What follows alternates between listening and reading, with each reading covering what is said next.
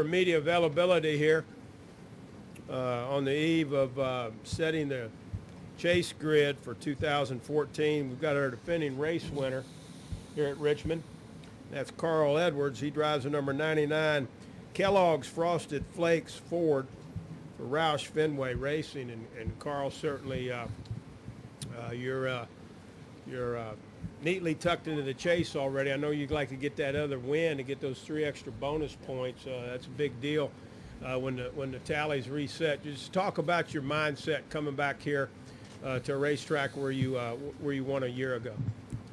I love this racetrack. We really have a good time here. As a group, we run really well here. The cars are fun to drive. It's a battle. I mean, it's hard just to get your car set up for the race is very difficult. So, practice is a lot of we tried a lot of things and we're guessing at a few things, but we finished practice on top. I feel like we've got a good shot at the pole, and hopefully that bodes well for tomorrow. I mean, it's there's a lot of things that are going to happen tomorrow night. It's going to be a really stressful race for a lot of folks, and hopefully for us, it's a chance to just go out and get another 3 bonus points, because I do believe these first few rounds of the chase are going to be pretty difficult for us, so we want to get all the bonus points we can. All right, we'll take questions. We'll start back here in the back with Ben. Raise your hand, Ben. And then we'll get the gentleman back here on the back row. Then we'll go to Lewis, and then Tom. Carl, Ben White with the Lexington Dispatch, and I apologize, you've probably been asked this 99 times already, but now that we're one race away from the chase, can you describe how the qualifying has changed and how the competition has changed in 2014 by using those new formats? Qualifying is definitely different. I think it is. It's more dynamic. There are more things that can happen. There's opportunity for to make more mistakes, to miss adjustments, but from a driver's perspective, it's just that you have to go through that qualifying lap multiple times, and that those qualifying laps are they're one of the tougher parts of this sport. And so for me personally, you go out there, you make a perfect lap, and that's great. You got to do it again, and sometimes even a couple more times. So, but it has been fun. I mean, Sonoma was a blast, getting to kind of claw our way back up there and make the next round. And I think those things they're exciting for us. Hopefully the fans enjoy it. Let's go to the gentleman on the back row. Then we'll go to Lewis and then Nate. With Chipper 8 News back here. In the chase, you mentioned how a lot of guys are going to be aggressive out there on the track come tomorrow, trying to get that win to get into the chase. As a guy who's trying to get those bonus points, what's the strategy for you and your team, knowing that there are going to be some guys that might be, a little bit aggressive out there, not really caring, and they just want to get into the chase while you're just situated? I mean, I don't know that I could really forecast what's going to happen tomorrow night. I think that it's pretty wide open. It could go a number of ways.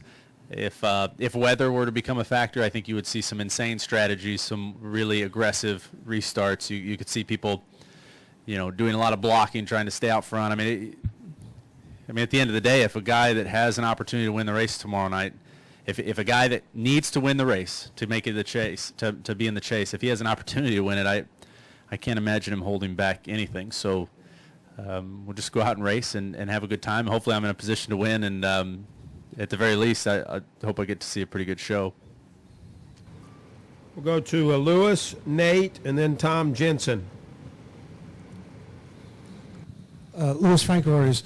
Carl, obviously you adapted to the new tires. Some people didn't. What do you like about this week's tire? I honestly didn't know it was a new tire until about halfway through practice, so I was not. It does have a little more stagger, and you can tell a little bit on corner entry. It's a little freer.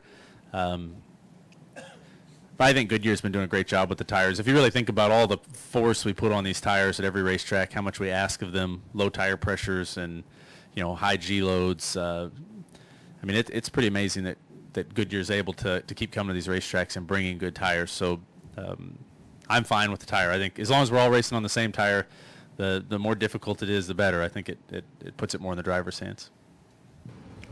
We'll go Nate, Tom Jensen, Chris Knight. Nate Ryan, USA Today Sports. Carl, without being able to maybe accurately forecast what's going to happen, that the last 3 races here, there was a yellow flag in the last 10 laps and then a lead change. Is it pretty likely that that's going to happen Saturday? And if it does, like, what makes this track so conducive to that happening? I don't know. I don't know all of the stats, but it doesn't really matter what's happened in the past. It seems like we always find a way to make things insane some new way. So I don't know. I guess at the end of the day, here at Richmond, I always go into the race, and especially the final 50 laps or so, just assuming that anything can happen. I mean, I've seen the race go a number of different ways.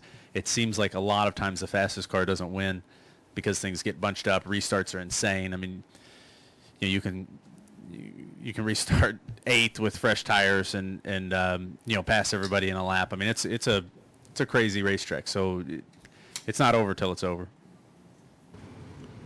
We'll go to Tom, Chris, and then Paul. Hi, Carl. Tom Jensen, Fox Sports. Your situation is pretty well set. Your best case, you win Saturday night. You're tied with the guys who won 3. Your worst case is you go into the chase being down 6.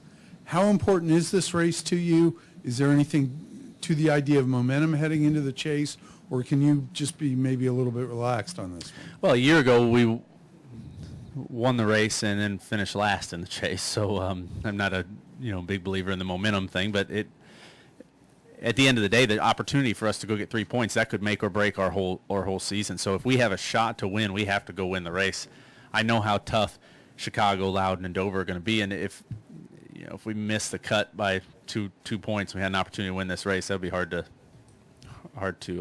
be hard to sleep on that. So I think we've got a car that could potentially win. I love this place, and if we have a shot at it, I don't see any reason why I shouldn't race as hard as humanly possible to get it. We'll go to Chris and then Paul. Chris? ChrisKnightCatchNess.com. Carl, this is your last chase with Roush Fenway Racing, but there's also talk that it could be Jimmy Fenning's last chase as a crew chief. Has he talked about retirement with you? Well, he mentioned something about it in the window last week before the race started, and then I asked if he was serious, and he says he's serious. He says this is going to be his last year crew chief. And I told him I don't know how that's supposed to make me feel, that after all the drivers, I'm the one that ran them off into retirement, but I guess I can be that difficult. But I really feel honored to have worked with Jimmy Fennick. He's amazing. He's 61 years old, and he works as hard as anyone I've ever seen. So hopefully we can get him some more victories and a championship this year. That would be really cool. Paul Woody, right here, right in front of you, Paul. Carl, this is an off-the-track question. A lot of former drivers struggle with finances and health care. Would you be in favor of establishing some type of fund to aid them? And if so, any ideas on how to fund the fund? I'm not up to speed enough on the different people's struggles to comment on that. I try to just manage things for myself the best I can and and go from there. Question over here, far left. Raise your hand. Kyle McCurry, Fox 46 in Charlotte. Talk to me about this race, and do you think the new chase format has had any impact on the excitement around it that we usually see here?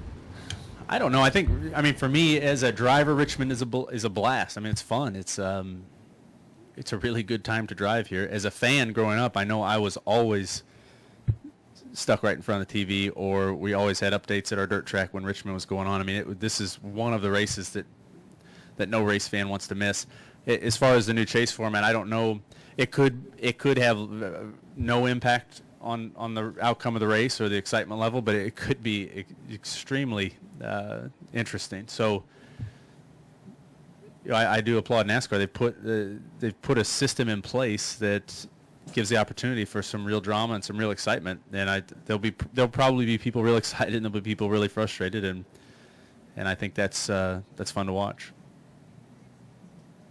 Any additional questions? Right here, Bob Pockris has one, and Stan Creekmore.